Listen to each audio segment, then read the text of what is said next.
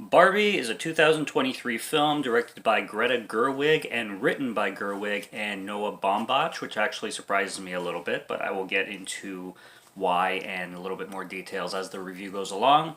Greta Gerwig is a director and actress. She's definitely known for being vocal and speaking about feminism, and she's strong on the whole feminism, liberal movement kind of thing. Now, Gerwig specifically does not annoy me nearly to the level that Olivia Wilde does with her politics. Greta Gerwig is at least a little bit more tame, quite a bit more in my opinion, and she's quite talented in most of the stuff that she does and everything.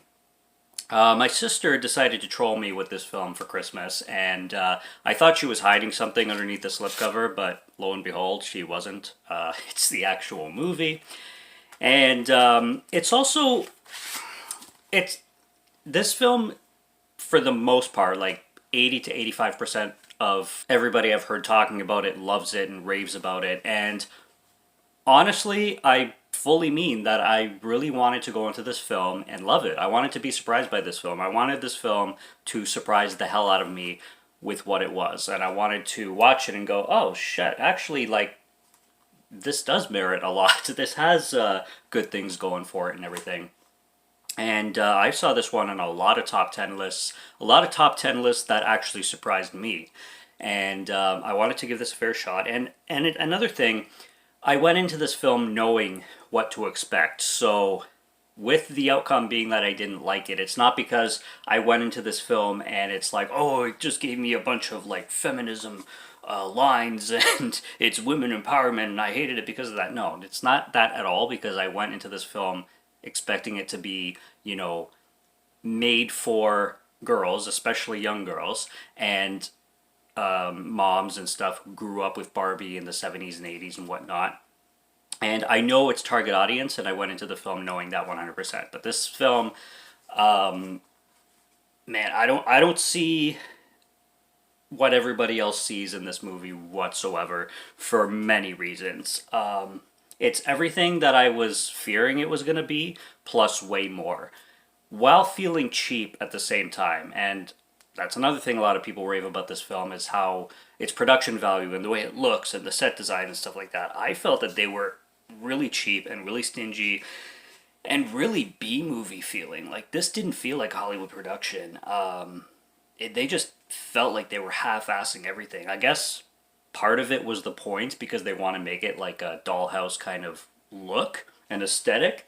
But I don't know, it just felt really cheap to me. But the film holds no merit right from the beginning. I guess the opening sequence with the Stanley Kubrick style thing with the Helen Mirren narrator was kind of cool, and I like the fact that they opened it up where like everybody used to play with baby dolls, but the little girls wanted to try playing with something else that wasn't just baby dolls. They didn't want to just pretend to be like mothers nurturing. They wanted a doll to represent more, like, I guess, young women or adult women kind of thing. What I'm trying to say is I kind of understood the opening of the film and what they were going for with the first 2 to 5 minutes of it, and mimicking Stanley Kubrick kind of thing was interesting, although I don't think a lot of people watching this film and who this film is designed to be for is going to know 2001: A Space Odyssey or have watched it before. But regardless about that, man, the lines are just so cringe. And this is where Noah Baumbach comes in, because he's actually a really, really talented writer in everything that he does, except for this movie. It's very strange. I understand that they're both going for a niche, they're going for a specific audience, but Jesus Christ, did these people not try, in my opinion. I mean, the narrator is like, Ken only has a good day if Barbie looks at him, and Barbie has a good day all the time. It's like, Jesus Christ. I mean, can you be more on the nose? And it's not clever. Nothing in this film is clever. That's what drove me nuts. Everything is just so cringe. Nothing even made me smirk.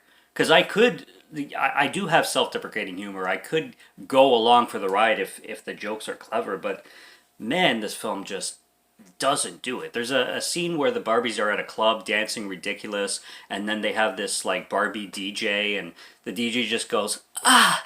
And sadly, she like does a better job DJing than Paris Hilton would do. And then you bring in Ken, and his job is literally beaching, which is a career in Barbie world where Ken stands on the beach and does nothing. Like, I guess he's supposed to be like a lifeguard character, but he just beaches, which is standing on the beach and being Ken. Like, that's his whole job. And all of the Kens were cool, and how they kept reciting the names. Like, kept calling each other Ken. Hi, Ken. Hi, Ken. Ken, Ken, Ken. And it's just like these Ken clones looking different, obviously, but they're all named Ken was kind of funny, but got old and got tiresome very, very fast. The beat you off comments and jokes, again, they were funny like once or twice, but that got old too. I'd say that amongst maybe like one or two other jokes were the only funny parts of the film, and everything. And like I said, they were funny temporarily, but everything else was just a really, really big miss. I put in my review that the biggest problem with this film is they seem to aim at a bunch of things and completely miss all those elements and all those things by a massive long shot. This film just feels like a 2 hour piece of complete misses, in my opinion, with everything that they were going for. You get the most diverse set of Barbies, obviously large Barbies, thin Barbies, tall Barbies, short Barbies. Of course, you get a trans Barbie in there. You gotta check every single box. Okay, you have to have every kind of, interracial Barbies, everything you can name in this political world. You gotta check off. You gotta check off that box. So yes, when the trans Barbie came in, I thought it was Dylan Mulvaney, and I rolled my eyes. I'm like, oh my god, of course they would. Of course they would put him in this. Of course. And then I looked it up and it wasn't him, but they have to check that box, essentially. It's just so blatantly obvious the reasons they do things, which is why I bring it up in the first place. And of course, Ken or Ryan Gosling, I should say, his role is to play the biggest bitch that there is. And again, they're going for the Barbie is the main star, so Ken is like kind of the sidekick kind of thing. But they write him so one note, and everything that comes out of Ken's mouth is just god-awful cringe and very unclever. There's a part in the real world where he's trying to get a job, and he tries to get a job beaching, like I said, and then the guy on the beach has no idea what he's talking about, and he just is like, okay, are you qualified to swim and everything? And Ken's just like, no, I'm qualified to stand here and look good, and kind of thing. And again, it's an opportunity where they can make it really funny, but they just didn't. Everything with Will Ferrell in this movie, every scene that he's in is just not funny. I don't know if that guy. I guess he really had a niche in his career, just like Adam Sandler and a lot of people, even Rowan Atkinson. I was watching one of my favorite not podcasters, vloggers kind of thing, and he mentioned that Rowan Atkinson, when interviewed once, said, would he ever do like a Mr. Bean role again? And Rowan Atkinson was like, no, because you reach a certain age where the comedy that Mr. Bean was doing, you were laughing kind of with him because of his character and how quirky he was. But when a man who's like 60 or 70 is doing the exact same thing, you kind of start feeling sorry for him at that point. Like the humor is lost, and it kind of turns into this kind of like tragic situation. And Rowan Atkinson wants to kind of like stay away from that. Where I see Will Ferrell doing the same humor he was doing on Saturday Night Live, and it's not that I feel sorry for him or I think he's some like senile dude. It's just not funny anymore. And he's in other things, and this and other things, especially lately, he's getting super political and super agenda, and it's just he doesn't have that wit to him anymore. And this film is the perfect example to show somebody like, this is why Will Ferrell is not funny anymore. And it is what it is. I'm not trying to trash the guy because he's not a bad actor. You give him the right role, I'm sure he can do great comedy and great drama. But when he does this kind of humor, even Adam Sandler started to get really repetitive with, like, at a certain point with it, and that's why I'd say he went on this streak too, where he was making just the same kind of shit. And we got Hoobie Halloween, which I actually enjoyed, but we got a lot of other Hoobie Halloween type movies that were just complete misses, and that comes mainly to just being way too repetitive. And I find that's what Will Ferrell's character is in this film. And like I said, every scene he's in is the worst scenes in the movie, kind of thing. I was really disappointed when they introduced, I forget the actress's name, Rhea something, but she's most favorite. I know her the most for playing Matilda's mom in the movie Matilda, directed by Danny DeVito. And she plays the creator of Barbie. Now, I didn't do my research too much. I don't know if the creator of Barbie is still with us. I don't know if she just didn't want to be in the movie. I'm not exactly sure why they didn't get the actual creator of Barbie. Obviously, they couldn't for some reason. I just don't know why. But to get her playing the creator of Barbie, it just wasn't as effective or impactful because I was waiting and hoping that somebody actually tied to the IP would show up in the movie, and they just didn't. Or maybe they did as a cameo and I missed it. But they were leading up to a climax that I was expecting to be very touching. And they made the scene touching. It just wasn't impactful to me because it really had nothing to do with the IP, and it was kind of so drawn away from that it didn't seem to hold as strong of an impact that I think they were going for. That's just, again, my personal opinion. I think every song in this movie, the entire soundtrack and the entire score is garbage. I don't like any of the needle drops that they put in this film. None. Zero. Not even the Barbie Girl cover or remix that they did at the end. I hate that that it did that version of Barbie Girl. And every other song just sucked, in my opinion, to put it bluntly.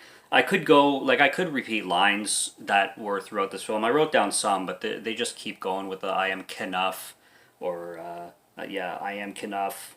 I'm not broken, one that was also just as cringe as the one at the beginning. I'm a man with no power. Does that make me a woman?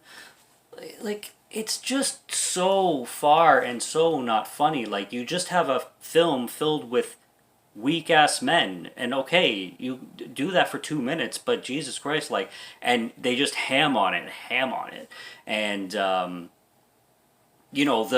two worlds, the Barbie world and then the real world, where in the Barbie world women are empowered, and then in the real world men are empowered and then Ken has not an existential crisis necessarily, but he gets wrapped up in the real world, how it's so different than the other world, and he can actually be valued, which is like a pun, and that's how women feel all the time in the real world. Okay, whatever.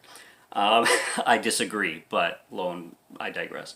So Ken is starting to feel like he actually matters in this real world, and they just write him to be a character like every Guido I ever knew in high school. Like the scene where he puts on a pair of sunglasses and then he puts on another pair of sunglasses. That actually, I smirked there, so I will give credit to that specific joke. But he's just written as an idiot. And that's funny for a minute. But then it's just not anymore. And it's like, come on, you're a one-trick pony. Try something else now, movie.